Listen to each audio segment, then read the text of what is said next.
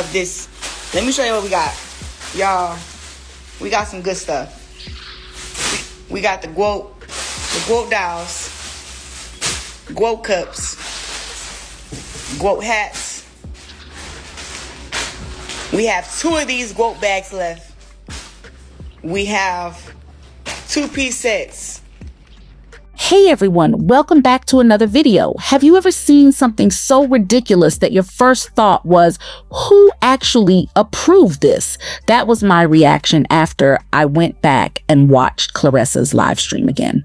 The first time I noticed a few things, but after watching it closely, one thing really stood out. She was selling a bobblehead for $60. Yes, $60. What made it even crazier was that the sweatsuit wasn't much more expensive. It immediately made me wonder who came up with these prices.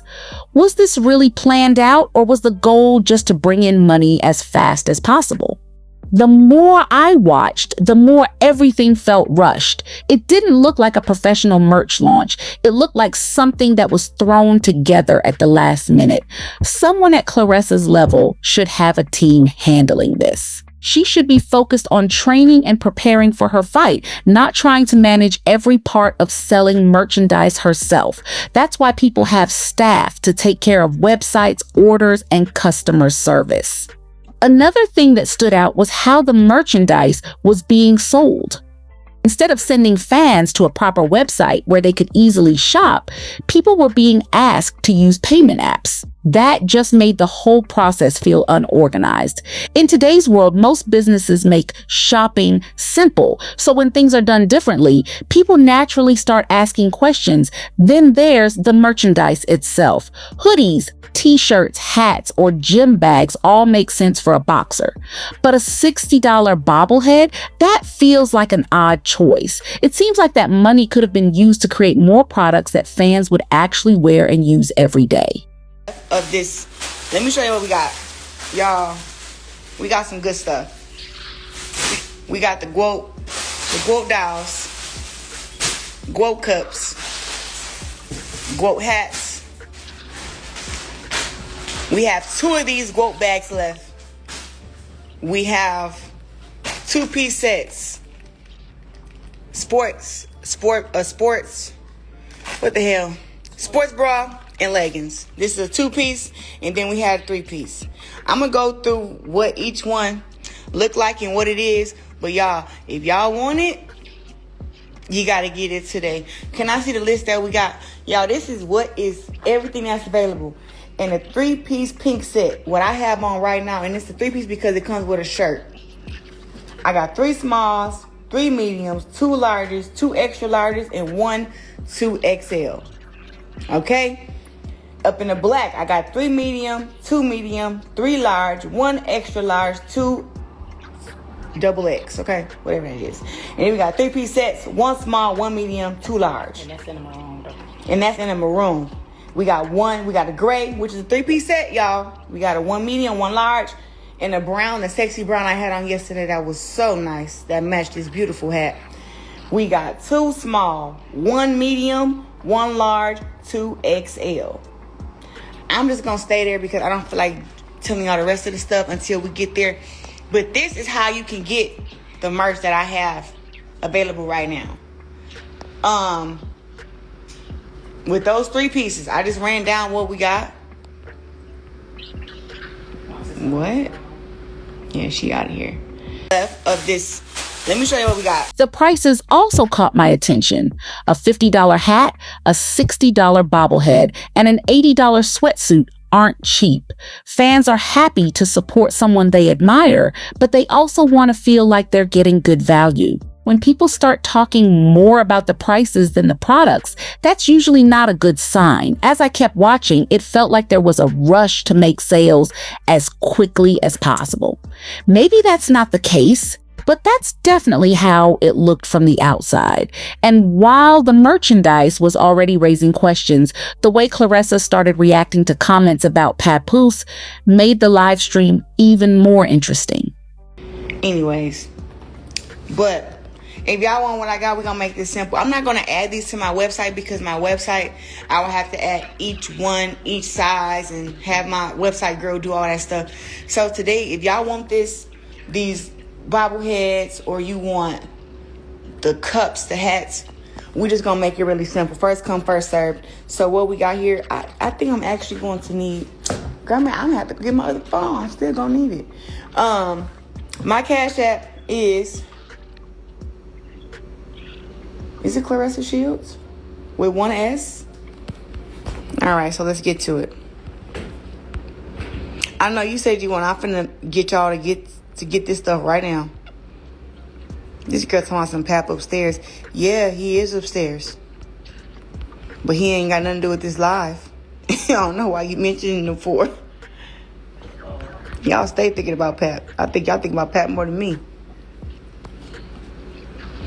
So I just put Cash App. That's when things really started to change. As the live stream continued, the focus slowly shifted away from the merchandise. People in the comments weren't just asking about the prices anymore. They started asking about Papoose, and that's when Claressa's mood seemed to change. Instead of laughing it off or answering like she normally would, she quickly told everyone that he had nothing to do with the live stream and that he was upstairs. That response caught my attention because it felt very different from how she's handled those questions in the past. What's surprising is that she used to have no problem talking about him. Anytime someone mentioned his name, she would respond. She even said before that she wasn't going to stop talking about him. Their relationship became a big part of what people discussed online because they shared so much of it themselves. So now, all of a sudden, acting like people shouldn't ask about him feels like a complete change. That's why viewers are questioning everything. When you let people into your personal life, they're naturally going to notice when something feels different. You can't spend months posting someone, talking about them, and making them part of your public image, then suddenly expect everyone to ignore their absence. Oh, I'm never gonna stop talking about my man. I just bought him his food in the back. Because he was upstairs. Ain't that y'all joke? Oh, he's upstairs. Just brought him his food. And y'all talking shit. But guess what? Ain't nobody gonna ever make me stop talking about my man. That's what y'all think y'all gonna do. You're not gonna do it. Whenever I feel like saying Papoose name, I'm gonna say his name. Clark it. Yep. Take a picture, a video, I'm gonna do it. You ain't stopping nothing up over here. Bookie. What? Oh, now y'all man. Hold on. Talking about I missed the joke. I know exactly what y'all joke was trying to say. But the joke is once again a lie. Look at him, man. Papoose. Papoose. Papoose. Papoose. Papoose. Papoose. I be on that mug. Papoose. Yeah. Papoose. Papoose. People are going to ask questions, whether you like it or not. Another thing I noticed was how much attention she was giving to negative comments. Instead of staying focused on showing the merchandise, she kept stopping to react to people in the chat. She was talking about blocking comments while trying to sell products. To me, that only made it look like the criticism was getting under her skin. If you're trying to promote a brand, your attention should stay on the customers who are interested in buying. Once you start focusing more on the negative comments than the products you're selling, it changes the whole energy of the live stream. And by the end of it, people weren't just talking about the merch anymore. They were wondering if something bigger was happening behind the scenes. Who is this? They just come out here every... Nope. There we go. Anyways, if you had got a ticket to the fight, it's $10 off. Y'all, for the beautiful hat I got on, $50 for the hat. These limited edition dolls, these right here, you see the blue braids, $60. So if you got a ticket, it's $50. The cups, I don't know, $10 for a little cup. But the cups, either they got God will overcome all things, or they have my beautiful face. Have my little character on here. Yep, and then for the 3 pieces, they 80. For 3 pieces, they are 80. And the 2 pieces, $60. If you have a, who is this? Then, toward the end of the live stream, another detail stood out. The prices were shown again, and people immediately started reacting. A $60 bobblehead, a $50 hat, and an $80 sweatsuit had viewers doing the math.